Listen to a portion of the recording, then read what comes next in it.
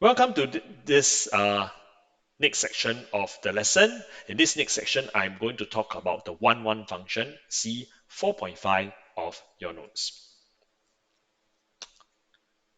Recall that actually a function can be 1, 1 or many 1. Why? Because a function is when every element gives exactly one image. If I were to draw the domain like that, you have, say, 1, 2, 3. And this is the range. This one can point to this one can point to this one can point to this. This is what we call as a many to one, because as long as one element points to exactly one image, because all these are called images, correct? Yep. Then it is a function. So a function can be 1, 1 or many to one. This is what I call many to one. Now, a function is 1, 1. Let's very, very clearly define what is a function. What is the definition of 1, 1? Is when no two elements in the domain, give the same image. Um, Equivalently, meaning to say if the images are the same, correct? I repeat, if the images are the same, then the respective elements are the same. Essentially, the images cannot be the same. If the images are the same, then the respective elements must be the same. Maybe I give you a very um, you look at two specific examples and then it's quite clear. Let's look at this. Are these two functions 1, 1? Let's think. If you look at this element, it has the image 1. If you look at this element, it also has the image 1. If you recall, this is the example I gave in section 4.2, right? This element has this image. This element has the same image. But the problem is your function is 1, 1 when no two elements have the same image. Obviously, this is not 1, 1. What about this function here, gx here? Is this function g actually 1, 1? Let me give you the answer now.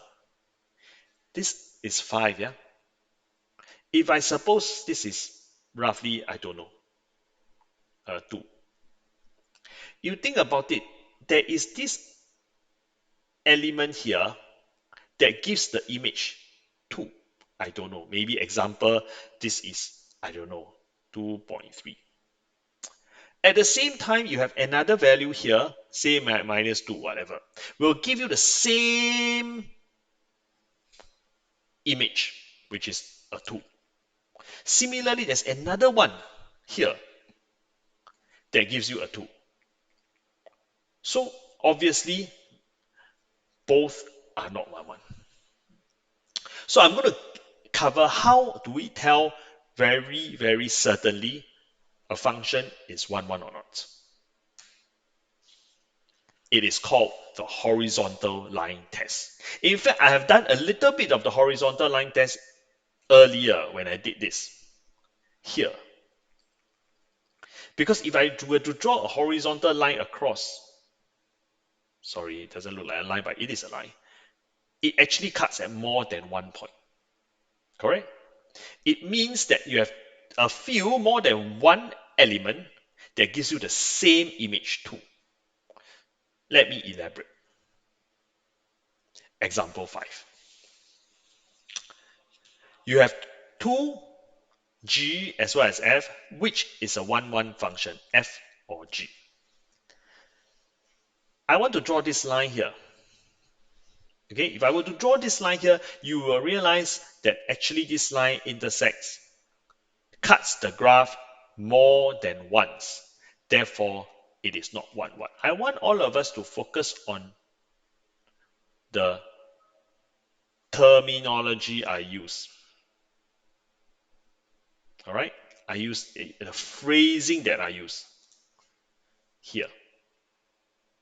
Here, I'm saying the horizontal line y equals to 3 cuts the graph more than once. It is the horizontal, just one horizontal line. I don't need 10.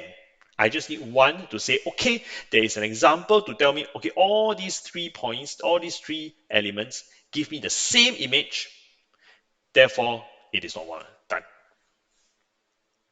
I want all of us to also at the same time refer to the hard copy notes, right, in example 5 and highlight this word the. Because you only need one, you don't need 10. What about f here? Is it a 1-1 function? Now, you need to be very, very clear that every single horizontal line, right, cuts the graph at most once. So the phrasing must be precise here that every horizontal line, you don't have to draw the line, no need to draw line.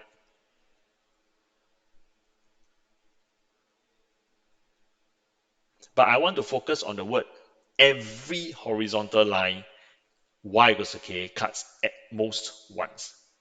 At most one. It may not cut any, it's fine. As soon as at most is once, then it is definitely 1-1. So that brings the close to this section.